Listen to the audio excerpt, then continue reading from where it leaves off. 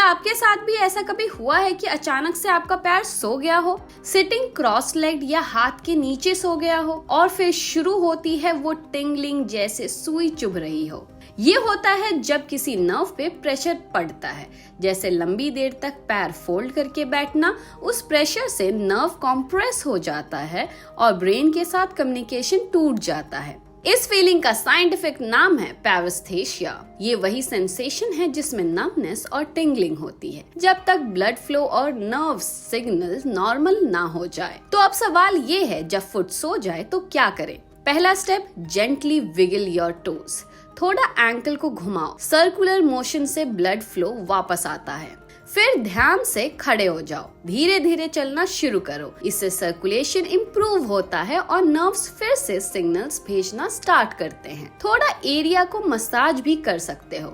Soft massage से nerves relax होते हैं और टिंगलिंग जल्दी चली जाती है। आइए अब जानते हैं एक्सपर्ट्स से कुछ इनसाइट्स।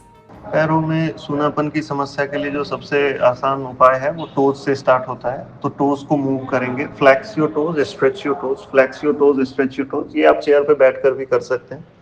जब भी आप फ्लैक्स कर रहे हैं तो इनहेल करेंगे, जब भी एक्सक्यूज कर रहे हैं तो एक्सहेल करेंगे। उसके बाद एंकल रोटेशन कर सकते हैं, 10 time clock, 10 time anti clock. और एंकल रोटेशन के बाद नी का रोटेशन कर सकते हैं। अगर आप चेयर पे बैठे हैं तो अल्टरनेटिव लेग से कर सकते हैं आप। एक पैर को पकड़ के नी का rotation 10 time clock, 10 anti clock, फिर दूसरे पैर से। और फिर लेग को स्ट्रेट करना है चेयर पे बैठे बैठे ही, और बैंड करना है।